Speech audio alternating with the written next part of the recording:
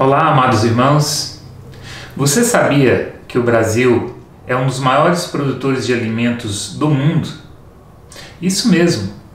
Hoje, o Brasil é um dos principais produtores de grãos, como também de proteínas de origem animal.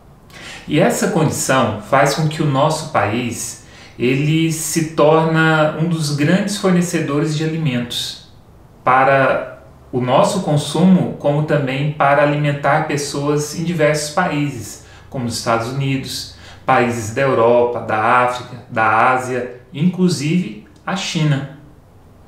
E o que eu acho interessante dessa situação, meus irmãos, é que quanto mais o homem ele se torna tecnológico, quanto mais nós temos inovações em todas as áreas do conhecimento, o homem se acha que é muito independente de si mesmo, mas ele não consegue fazer nada na sua vida se ele não tiver o alimento.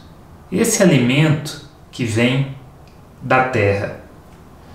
Quando nós olhamos a história do povo de Deus, o cenário ele não é muito diferente.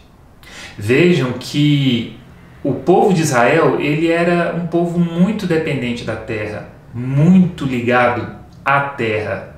Quando nós observamos, por exemplo, no Novo Testamento, as parábolas que Jesus contava, ele faz menções de diferentes figuras, como, por exemplo, ele fala do semeador, ele fala do agricultor, ele fala do trabalhador da vinha. Mas quando nós olhamos e nós falamos também desse contexto, observem que o solo de Israel ele era muito duro e seco. O livro de Lucas, no Evangelho de Lucas, no capítulo 9, no versículo 62, ele diz, Jesus diz que aquele que põe a mão no arado não pode olhar para trás. E esse versículo até ele foi usado por uma música muito conhecida, eu creio que de todos nós, do grupo Logos, Mão no Arado. Se você não conhece, vale a pena conferir. Procure essa música no YouTube e você vai ver não só a letra, mas a melodia dessa música é muito bonita. Mas por que Jesus ele diz que aquele que coloca as mãos no arado não pode olhar para trás? Vejam bem, por essas características, pela situação a qual o povo de Deus ele tinha uma relação muito forte, um relacionamento muito importante com a terra, porque era de onde ele tirava a sua sobrevivência. Quem pudesse ter animais para trabalhar para ele no campo era, digamos, seria o sonho de consumo do povo de Israel. Mas nem todos tinham essa condição. E quando nós olhamos essa figura dos animais, do arado, o agricultor ele precisava do que ele precisava para ele poder cultivar o solo. Então ele precisava de uma junta de bois, ou seja, de 2 animais, e ele precisava do arado. E pelo solo ser duro, e ele ser seco e muitas vezes, dependendo da região, ele era cheio de pedregulhos, ele tinha que manter uma tensão constante.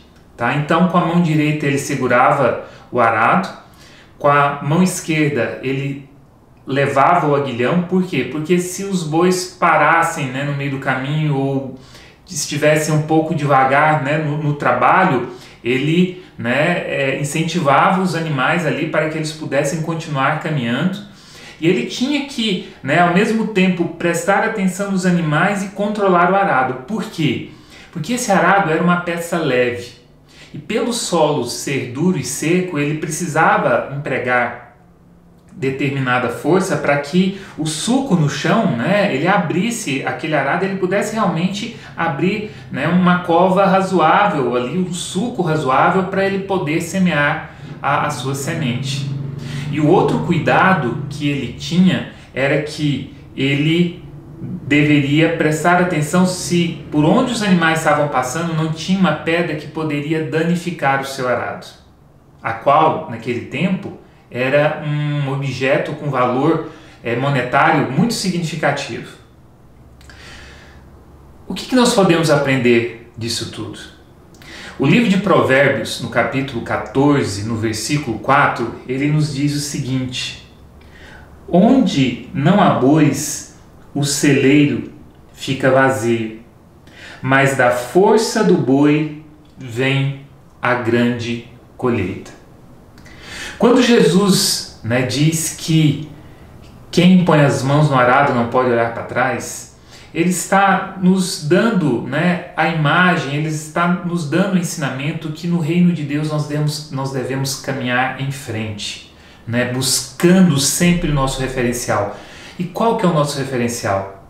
É Jesus Cristo.